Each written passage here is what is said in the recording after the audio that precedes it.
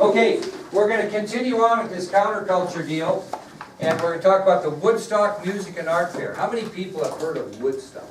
Okay, most of you have. This actually up here is an unused original ticket to Woodstock that I had got many, many years ago. That's what the tickets look like. They actually, this was not totally a free-for-all, although it was an organized event with tickets. So you just didn't, it was supposed to be that way anyway. Well, probably the most famous event of the 1960s that people remember, because all of you raised your hand that you'd heard of it, was Woodstock. But it was officially called the Woodstock Music and Art Fair. So it wasn't just called Woodstock, as you know today. It actually had an official name in which they sold tickets. And it was called the Woodstock Music and Art Fair. And it took place in mid-August of 1969, right towards the end of the decade of the 60s. So, arguably the most famous event of the 1960s was officially called the Woodstock Music and Art Fair, better known as Woodstock, and it took place in mid-August of 1969. Anybody know what state it took place in? New York. New York, near Bethel, New York, in the Catskill Mountains, near Bethel, New York. So it took place in the Catskill Mountains. Catskill Mountains, near Bethel, New York. Does anybody know how many people were estimated to be at Woodstock? About 500,000. About 500,000 people was the estimate of how many attended Woodstock. They really didn't get an exact figure, but around 500,000 people. And it had various musical artists in attendance, and it was a kind of a rock concert get-together we'll talk about. So this music and art fair, known as Woodstock, was attended by more than 500,000 people, about 500,000 people. Various musical artists in attendance, like Jimi Hendrix. Okay. In addition to great music, was the easy availability to both drugs and sex. So in addition to the great music that was played at Woodstock, and very easy availability to both drugs and sex. It was a bit of a free-for-all to a point. Anybody know how long Woodstock lasted? 3 days. 3 days. And were police there or not? They were there looking on. Yep, they were police there looking on. So Woodstock lasted 3 days with police looking on. Now I want you to kind of picture this in your mind. The roads going in and out of those mountains were jammed so bad that you were either in or out for a 72-hour period of time. If you were in, you were in, you weren't getting out, and if you didn't get in within that first 72 hours, you didn't get in. But I mean, you were stuck there. There was no out, okay, once you were in there, okay? So the roads going in and out of the mountains were jammed, thus you were either in or out for at least 72 hours. Now, did they have concession stands and all that kind of stuff set up for you? No. Only food and water you had is what you brought in yourself. So there wasn't any concession stands or places to buy food or buy water. Basically, the food or water that people brought in is what they had available for their use. Now you think of putting 500,000 people in an area like that, where you're jammed in. The only food and water that you have available to you is what you brought in, or you might get from somebody else that brought in. With that many people together using drugs and everything else, how many riots and deaths do you think occurred? Maybe they're not sure. Yeah, they're not sure the result of it. You're right. I think one person died, but not maybe from that. Yeah, something. I don't know. But anyway, you think about that. No riots. 500,000 people. A lot of them not in very good shape, as you can imagine. No riots, and one death. Someone got accidentally run over by an outfit of some kind. Okay, so you think about that. That was pretty amazing. Pretty darn amazing that that event could happen, and nobody died to an extent, or not have all kinds of rioting or fighting, etc. It was an incredible thing. They tried to match that, kind of recreate that in later years. Never was the real Woodstock. And if you Google Woodstock, you can see everything that ever happened there for the most part. But anyway, we'll give you some you'll see some footage on that. Okay, the last thing we're going to talk about the counterculture movement is dangers of the counterculture movement. Why the counterculture movement in general was dangerous to America. I'm going to give you actually 3 main dangers of the counterculture movement in America. Why it was a dangerous thing. 3 main dangers of the counterculture movement. Number 1 is pretty self-explanatory. It promoted self-destruction. The counterculture movement, the things we've talked about, promoted self-destruction. Many young lives were either lost or ruined as a result of this counterculture movement. So it really promoted self-destruction. A lot of young people either died as a result of this movement, the things they were involved in, or certainly their lives were ruined because of it. Okay? So that was the first main danger of the counterculture movement. It promoted self-destruction. The example of that is that many young lives were either lost or ruined or changed forever because of the movement. Can't go back and take things back that you do. Okay? The second main danger of the counterculture movement is it increased social hostility across the United States. It increased social hostility across the United States. Increased social hostility across the United States. Morgan, what do you think that means? It increased social hostility. Well, not so much that. It's a good guess. What is social hostility? What do I think about social? What's that? Like a separation of culture or whatever. Not so much cultures, but you're close. A separation of social classes. Because what happened is the finger pointing began on which social class was responsible for this damn counterculture movement. So the finger pointing, upper class blamed the lower class, lower class blamed the upper class, middle lower class blamed the upper middle class, blah, blah, blah. Who was the only social class that could accept no responsibility for the counterculture movement in general? The lower. And guess who got blamed for it? The lower. That was kind of the comical thing about it. But it increased social hostility across the country where social classes were blaming each other for the problem. And everybody was blaming everybody else. But really, when you thought about it, the one that got blamed the most was the lower class, and they were the only ones that really had no tie-in with it, right? The lower class itself. The middle lower class didn't either, really, right? Okay, and the third reason, which we'll talk about, was it was simply bad in view of human nature. The counterculture movement was dangerous because it was, quote, simply bad in view of human nature. What does that mean, Jessica Stolitz? Bad in view of human nature. Like it was giving human nature a bad reputation. Compared to what? You're right there. How they act in the past. Yeah, that's right. It was bad in view of human nature.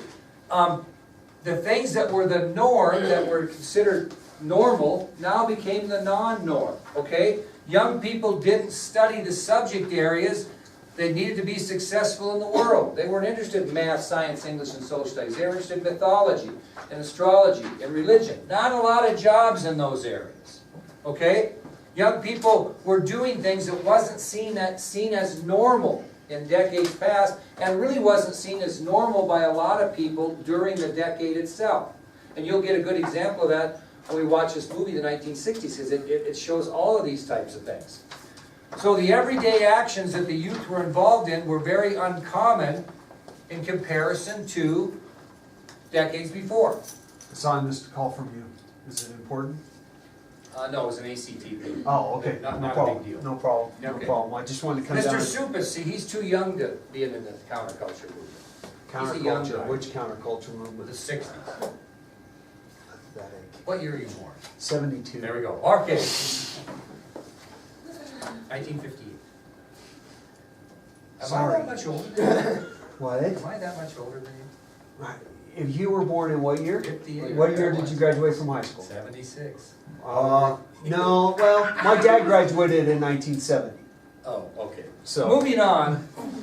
you're, Oh, sorry. No, I would never say old. Yeah. I'm just sorry. Well, thanks for coming in, but no, it's just a real, I was just going to tell you about the AC2, no problem. Okay, no problem. Thank All you, right, sir. yep. Now, let's talk about these everyday actions that were very uncommon and the fact that kids weren't studying the areas they need to be successful. What are these problems that started in the counterculture? What type of problems does that actually affect today? What things happened, or what did the counterculture set up that we pay for today? Today, 2014. 15. That's how fast time goes. Think about their attitudes. What problems started in the 60s with this behavior we still pay for today? What's that? Well, not so much. That's too specific. Okay, they're not studying the things they should have studied. Their attitudes were not good towards education.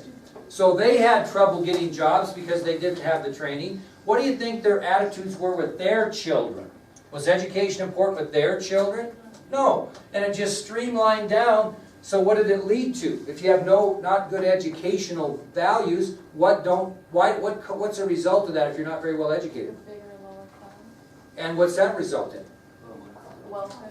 Unemployment and welfare. So a lot of the unemployment and welfare problems that we have faced from the 1960s to the present stemmed from this philosophy that started. There's an old saying, I don't mean to be mean, if you plant yellow corn, you're generally going to get yellow corn. There's another saying, the acorn doesn't fall far from the tree.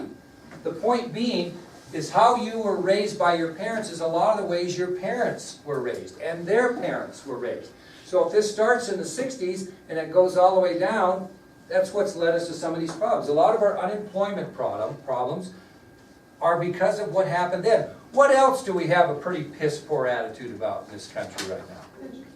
Education, we talked about that. We do. But what else? What's that? Think about one of the things the now generation believe in. What are we always bitching about in this country? God, I can see it on Facebook every day.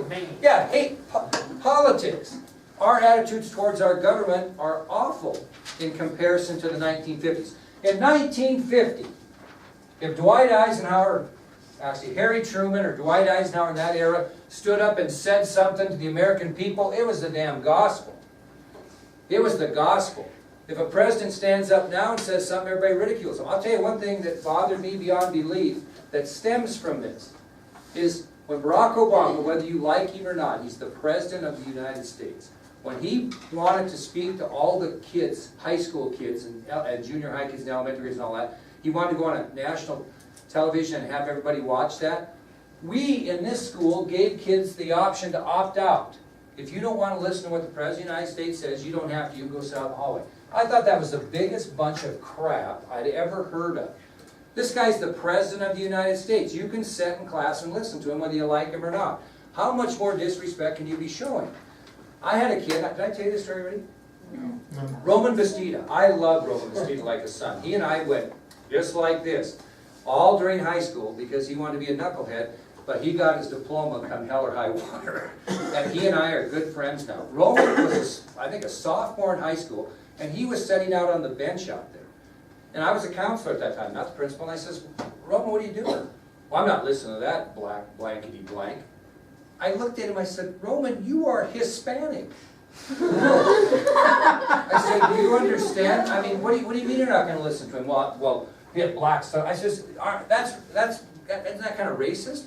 Well, yeah. I says, you're Hispanic. Do you get the point that people have treated your culture poorly for years, and you're out there ripping a guy because of his color? I said, do you understand anything about civil rights and racism? I don't know. I don't like that blankety blank. I'm not kidding you. And there was no change in his mind. But my point is, where did that start? Where did it start that the people in the government were full of crap?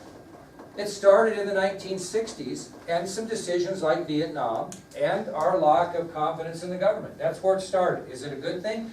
I'm not sure it is a good thing. Would you want to be president of the United States in this country? My God, it wouldn't matter what culture you were. You can't have taken a leak on the street in Billings, Montana when you're in college because you were drunk and run for president. Because they're going to find that out. You can't have smoked marijuana when you were in high school because if they find that out, you certainly couldn't be. You see what I'm saying? I mean, what's that? Well, who knows, yeah. But I mean, the scrutiny that you're under when you run for public office. This Ted Cruz wants to run. What's the big issue there? Jeb Bush. Where was he born? Oh. Canada, so should he be able to run for, I mean, there's But so his much. parents were, Yeah, I mean, but would you have seen that in before 1960? Would they even paid attention? My point being this. We don't need that in our country. My point being this, is that the things that went on in the 60s contribute to the problems we have today, such as our attitude towards government and authority, our attitudes towards employment and welfare. This is where this all started. Before the 1960s, we did not have these issues, okay? And I'm not blaming the 60s, but like I said, if you plant yellow corn, you get yellow corn, and how kids are raised from that point down makes a difference. So it's always nice to see good kids. All of you are good kids. You obviously have good parents, or you wouldn't be in the position you are. Are there some that can persevere? There are. But that's the three dangers. Everybody understand that? Okay, we are going to move on then to the colorful 1960s. This will be kind of fun. I think you'll enjoy this. We're going to get a little Western though, and we're going to talk about drugs. We're going to talk about things that 18-year-olds should be able to handle.